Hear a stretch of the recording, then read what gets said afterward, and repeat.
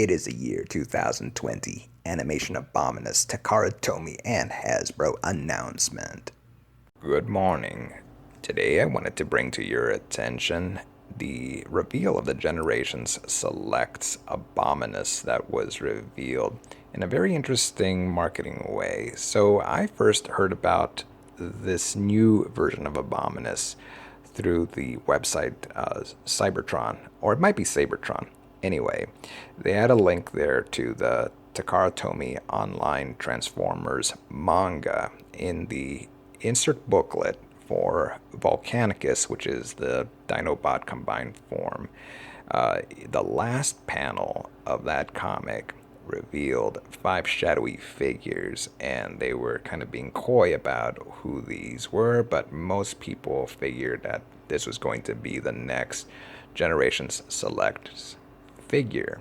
And then, maybe about a couple days later, they revealed this purple background with the silhouette of a combiner head, and people were making their guesses.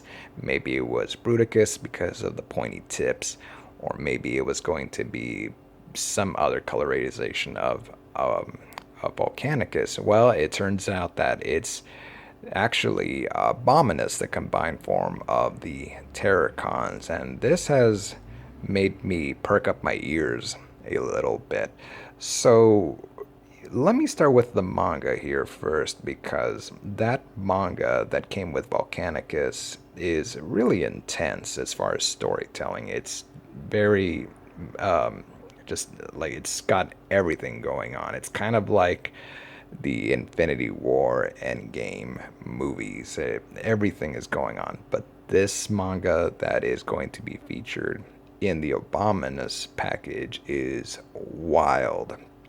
There are so many things going on. And I'm not gonna spoil anything for you here, but I think the manga itself is something to check out. So I'm going to post links to it if I can here in the description below this video, because this is definitely something you want to check out for yourselves. There's so much that goes on.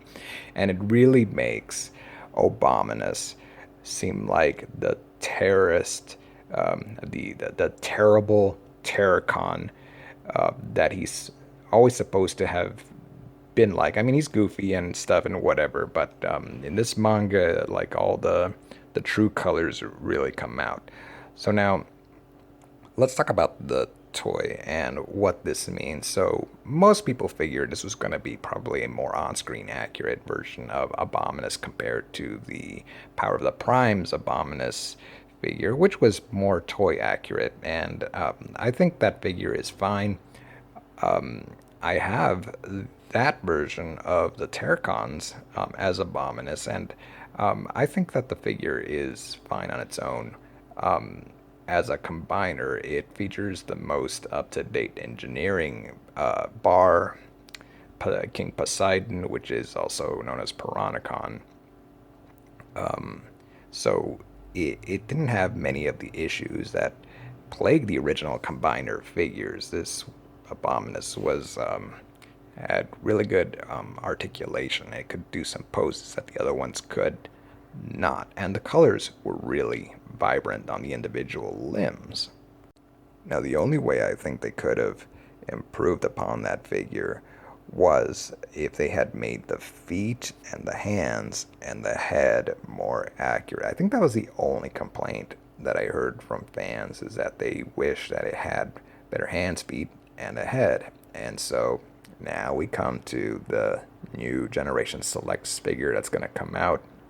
And does that fulfill that promise? Well, let's talk about the colors first. Now, in terms of on-screen accuracy, that's kind of a hit or miss, because some figures do benefit from the on-screen accuracy, such as Hun-Gurrr in particular. Hun-Gurrr is much more dynamic as a Generation Selects figure, but the four limbs that make up the Abominus are they're kind of lacking in certain areas, or you gain a little bit of color in some areas, but then you get other parts that are taken away.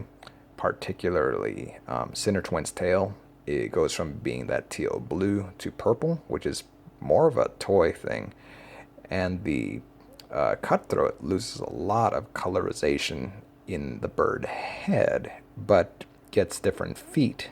So I'm a fan of the some changes, but then there's other changes that look like a more prototype version of the figure.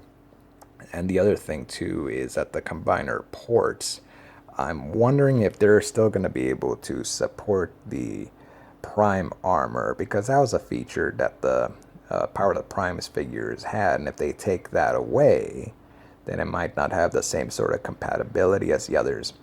It looks like they still have them, and it looks like it still has the Titan Master ports, the pegs on the back of the figure, so that you could have the Titan Masters or Prime Masters right around on them. But I'm just wondering if the the Power of the Prime's prime armor is still going to be a thing that's compatible with these figures. The colorization of those ports, the combiner ports themselves, have also been redesigned in terms of colors. So Ripper Snapper's blue port, Sinner Twins blue port, those have been swapped out to be more so like the rest of the chest. So it no longer looks like they have life preserver jackets. Now it looks like just one big massive chest body thing. So again, I think that's going to come to your personal preference. With Hun-Gurrr, he comes with a lot of new accessories. So they did give Hun-Gurrr the new feet. He has new feet, which look more like the animation model, and new hands that are more similar to the King Poseidon hands, with the one thumb that can move back and forth to accommodate either side. So that was what the fans were asking for. But he also comes with a gun that is similar to King Poseidon's weapon. Hun-Gurrr didn't have his black rifle in Power of the Prime, so he has that, which can now support and mount two small heel spur feet that also look like cannons. So now he can wield a massive combiner cannon in his combined form of Abominus, and you can remove or add on the guns of the other Terrorcons on it to fit your needs. And the last thing is, he has this accessory, which is kind of like a shield or a set of wings in dragon mode, and that will become the front chest plate of Abominus, which makes the figure look more fully fleshed out and way more on-screen accurate, which is just fantastic. And I think these are the little accessories that are going to make people want to get or pick up some of these. Now the question then becomes, do I want to spend more money to get a new version of Abominus, or do I keep my original Abominus? And I think that this is the main thing we need to figure out, because if you had this Abominus, then you probably were also trying to get ways to upgrade that figure, since most collectors would like it to look on-screen possible. Some people have even gone so far as to paint the head and stuff more pink or purpley pink to look like the cartoon. Well, now if you've gotten the upgrade kits and you spent, let's see, it's $20 per deluxe figure plus Hun-Gurrr, which was a Voyager sized. So you're talking 80 plus 30, $110 for the whole set. And then you went out and purchased upgrade kits. Maybe it was anywhere from $50 to $100. So you add on 50 to 110, 160 to $210 is what you had invested into these Terrorcons originally. I don't think most people are going to get a second Abominus. I think people are either going to keep the one they have, or they're going to sell off their old Abominus and get this new one, because I don't see how you could support having both of these figures. Unless there's some fans that like to are just complete completionists and they want both figures. That's fine. It's your collection. But I think with people who have a budget, I think it's going to be a hard decision. Which of these two do you keep? And I think the main thing is, for new collectors who didn't get a chance to get Power of the Primes, this is going to be their opportunity to get Abominus, and they're probably going to get the best of both worlds. They're going to be getting something really spectacular here. How much does this figure go for? Well, right now, this figure is still available for pre-order on Hasbro Pulse, and it's going for $189.99. So you're spending $190 for this figure. I don't really think that the figure is worth that much. In my opinion, this is maybe a $150 figure at most. You do get the four deluxes, the one Voyager, and then you get a bunch of new accessories. But a lot of these accessories already came with figures. They were just prime armor accessories. So it looks like they hiked up the price by another 40 bucks. So the question is, do you want the little extras for $40? And again, that's a decision you're going to have to make. I think that for the most on-screen accurate Abominus, this is going to be the one that you want to add to your collection. It's kind of a slap in the face for me, who I enjoyed the thrill of collecting each figure one at a time and seeing Abominus slowly come together. Well, now you can set that aside and get this new one. I really wish it didn't have to be a decision like this, but that's the way the cookie crumbles. We know that they always release the toy version, accurate version first, and then the animation one later on. So that's just the fate of the world right now. But I'm a fan of these guys, right? I'm a fan of the Terrorcons. I like the Terrorcons. They're a really good set. I like them a lot. So I might have to bite the bullet on this one. I don't know exactly what I'm going to do yet. I'm kind of at a crossroads, maybe like you guys are. If there's time, I wanted to talk about the manga a little bit, because this kind of got me thinking about some story elements here.